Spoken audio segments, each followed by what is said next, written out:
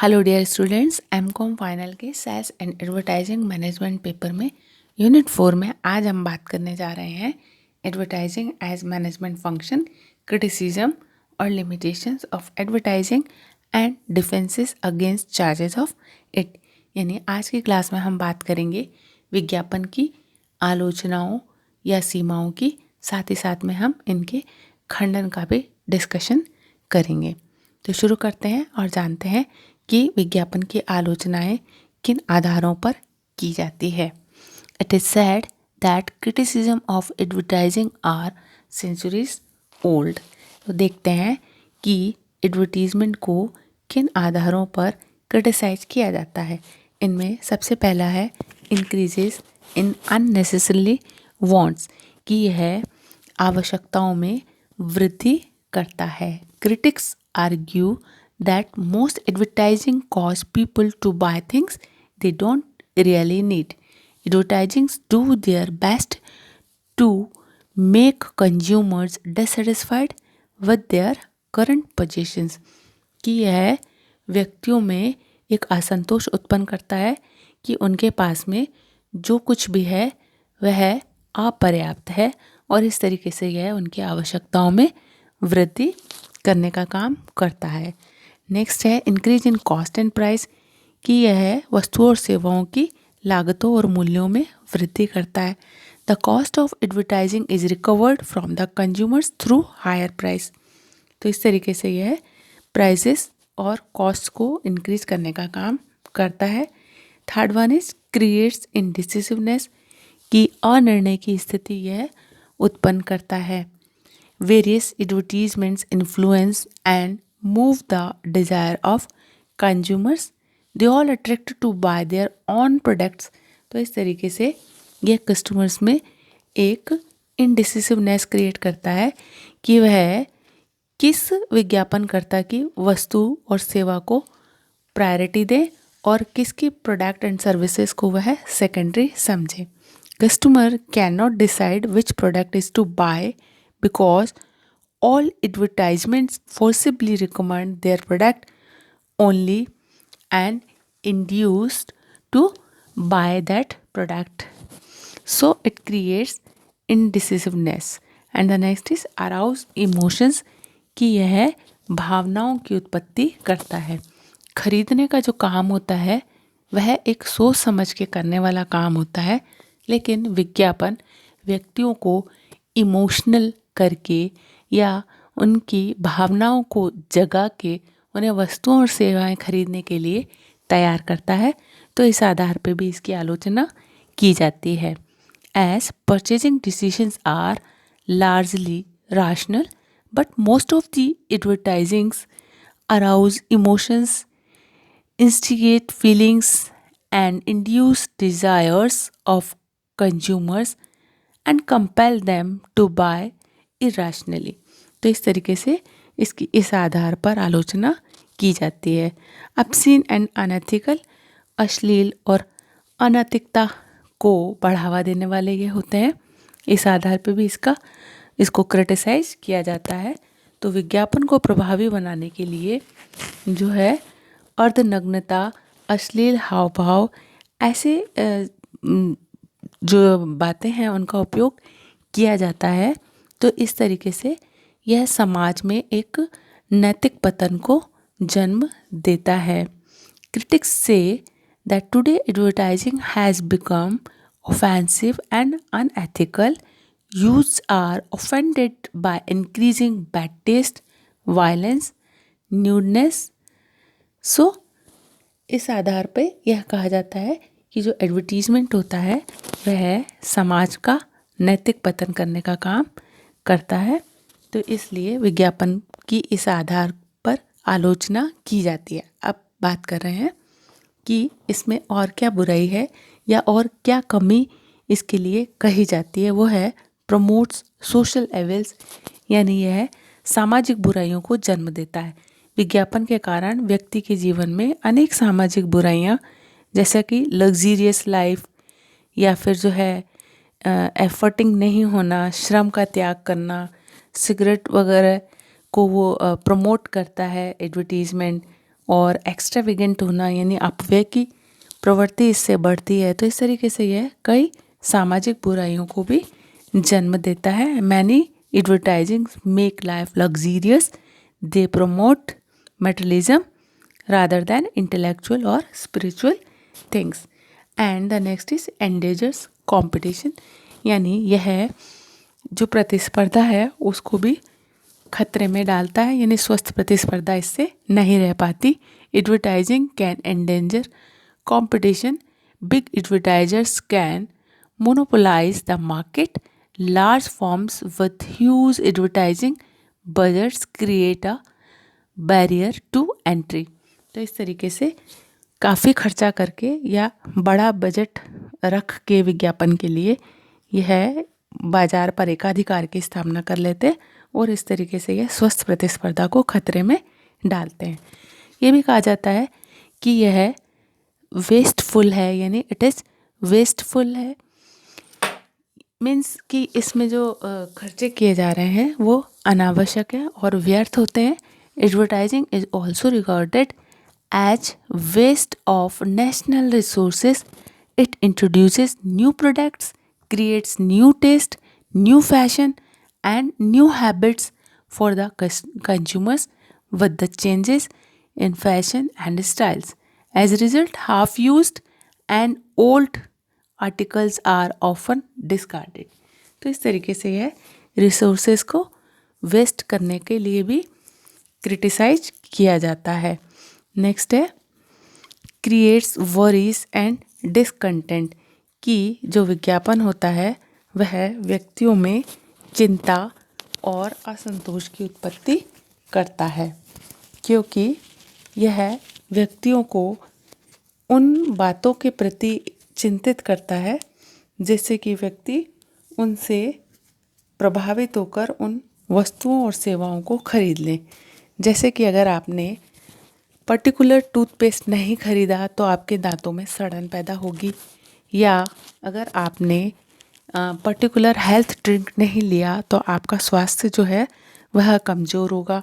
तो इस तरीके से यह व्यक्तियों में चिंताएं पैदा करता है। Advertising is accused of causing people to worry about tooth decay, body odor, lack of self-confidence, falling hairs, pimples, headache and many other.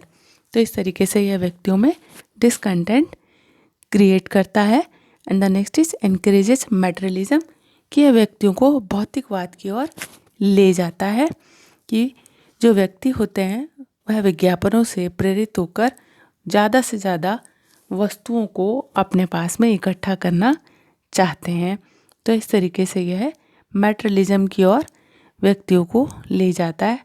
It says that things add to joy of living, कि अगर आप भरपूर जीना चाहते हैं तो आपके पास में कई वस्तुएं और सेवाएं होना ज़रूरी है। It also suggest the material positions are symbol of status. And the next is hampers consumer choice, कि यह कस्टमर्स की चॉइस को भी में भी बाधा डालता है।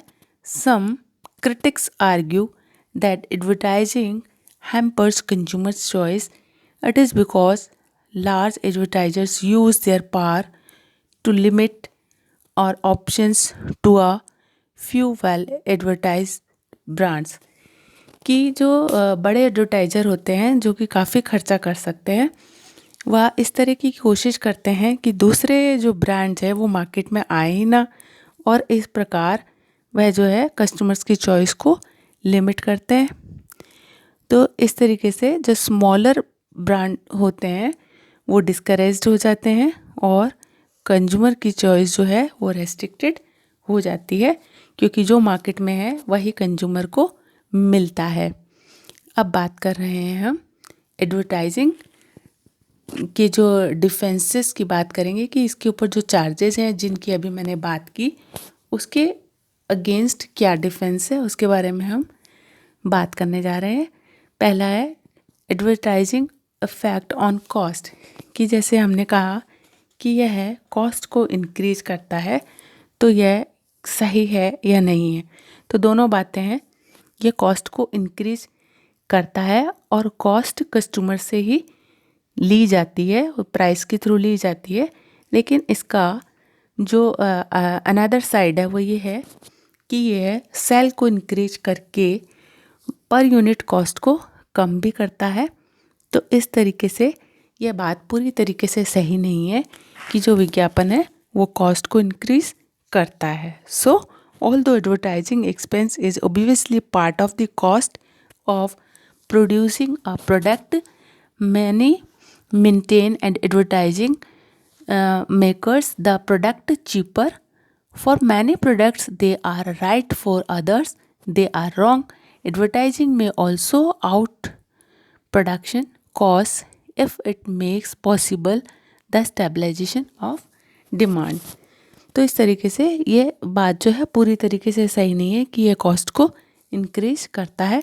तो करता है और एक सीमा के बाद में यह जब यह है मूल्यों को, जब यह मांग को बढ़ा देता है तो यह प्राइस को रिड्यूस भी करता है, पर यूनिट कॉस्ट काम आती है। डज एडवर्टाइजिंग रेज प्राइसेस, कि क्या विज्ञापन मूल्यों को बढ़ाता है? Many have tried to study the effect of advertising on prices. Many business executives are not sure whether advertising are generally raises और लोअर प्राइसेस। तो इसके बारे में कहा जाता है क्या ये प्राइस को बढ़ाता है या नहीं बढ़ाता है। तो इसके बारे में हम डिस्कशन करें तो कहेंगे कि advertising costs are at least partly paid for by consumers, की जो कॉस्ट होती है उसका कुछ हिस्सा तो कस्टमर से लिया ही जाता है। एडवर्टाइजिंग में help firms achieve economies of scale in production and distribution. It stimulates demand among mass markets. तो जिस तरीके से कॉस्ट की बात कही थी कि ये लागतों को बढ़ाता है या इसका लागतों पर असर होता है, तो सिमिलरली प्राइस का भी वही रिलेशन है कि जो अगर एक बड़े स्केल पर प्रोडक्शन होने लगता है तो प्राइस भी अपने आप ही लोअर हो जाएगी। तो ये कह नहीं सकते हैं कि जो ये प्राइस को निश्चित रूप से इंक्रीज ही करता है। जब जब जो डिमांड है वो बढ़ जाती है तो कॉस्ट भी रिड्यूस होती है एंड अकॉर्डिंगली प्राइसेस भी सेटल हो जाते हैं। It is a tool of market efficiency. It leads to increase in brand loyalty. It lowers the average price per unit of quality. So it can not be said that advertisement always increase price. And the next is, does advertise sell people things they don't need, कि क्या यह व्यक्तियों को वह वस्तुएं बेचता है जिनकी कि उन्हें आवश्यकता नहीं है। In general, advertising attempts to cater to wants as the advertising strategies see them, कि यह उपभोक्ताओं की आवश्यकताओं को पूरा करने का प्रयास करता है। इसके लिए यह भी कहा जाता है कि advertising does have the power to awaken desires and conscious and subconscious, but there is no black magic in its approach, कि यह उन्हीं आवश्यकताओं को उत्पन्न कर सकता है जो कि व्यक्ति में ऑलरेडी हैं, व्याप्त हैं। ऐसा नहीं है, कोई काला जादू नहीं है कि ये व्यक्तियों को एक नए सिरे से किसी चीज़ के बारे में जो है आवश्यकता को उत्पन्न कर दे। तो इस तरीके से यह कहा जाएगा कि ये जो विज्ञापन होते हैं, यह विज्ञापन व्यक्तियों को हमेशा खरीदने के लिए ही बाध्य नहीं करते हैं, बल्कि ये इनके अंदर जो एक अनएक्सप्रेस्ड जो वांट है उसी को यह डेवलप करते हैं। तो इस तरीके से हम इसकी इस आधार पे आलोचना करें कि यह व्यक्तियों को वह खरीदने के लिए बाध्य करता है जिसकी उन्हें ज़रूरत नहीं है, तो यह पूरी तरीके से सही नहीं कहा जा सकता, क्योंकि यह वही बेचता है जिसकी की आवश्यकता व्यक्ति को महसूस होती है। Does advertising make people want things they don't really want, कि यह उन वस्तुओं को बेचता है जिसकी कि व्यक्ति को आवश्यकता नहीं है या इच्छा नहीं है, तो ऐसा भी नहीं कहा जा सकता है। Advertising can and does cultivate and dormant और previously unperceived desires for certain products, but it cannot add to or subtract from the human senses or the characteristic placed in us by God and nature. Similarly, जैसे मैंने बात की थी need की यानी ज़रूरत की, उसी तरीके से इच्छा की बात है कि कोई भी चीज़ को ओरिजिनली या मूल रूप से ऐड और सब्ट्रैक्ट नहीं किया जा सकता है। यह व्यक्ति में अंतर्व्याप्त होता है, उसके विदिन पर्सन होता है कि उसको उस चीज़ या वस्तु की ज़रूरत या इच्छा है या नहीं।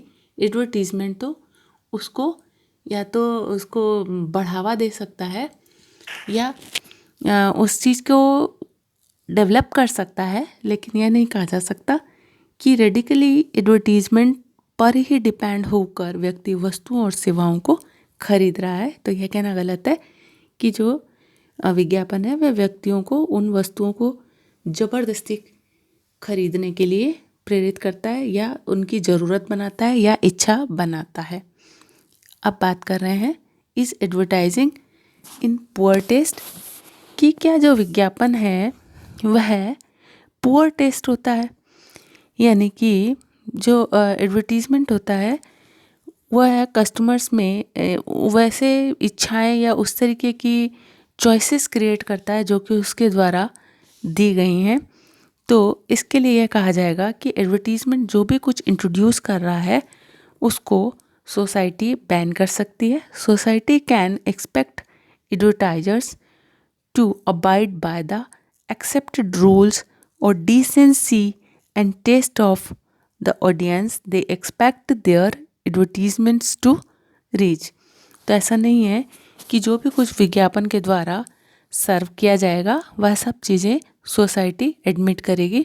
It is more difficult to set that advertisement जो है वो पुअर टेस्ट क्रिएट करता है, ऐसा नहीं कहा जा सकता।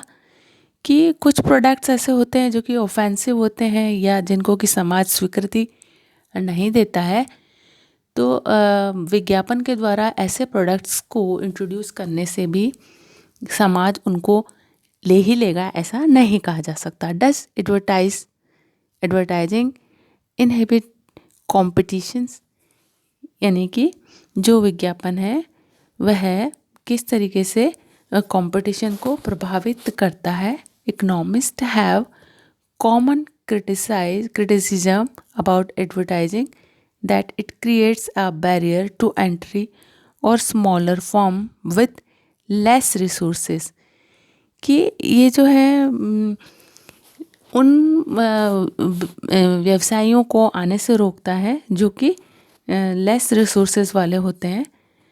तो ऐसा क्या ये सही है, किस सीमा तक ये सही है? Market entry against large established competitor is difficult. Companies with a quality product at a reasonable price often find a way to break in. कि यह कहना पूरी तरीके से सही नहीं है कि जो बड़े विज्ञापन करता है या जो बड़े व्यवसायी हैं वो छोटी ब्रांड्स को या अन्य व्यवसायियों को मार्केट में एंटर होने नहीं देते। अगर आपका प्रोडक्ट बहुत क्वालिटेटिव है, यूनिक है और पब्लिक उसे पसंद करती है तो आप किसी भी तरीके से उसके लिए रास्ता खोज लेंगे। Next, does advertising encourages materialistic values, कि क्या विज्ञापन के द्वारा ही भौतिकवाद फैल रहा है? So advertising does not change people but mirrors them, it responds to what people want, यानी कि यह व्यक्तियों को पूरी तरीके से नहीं बदल सकता है।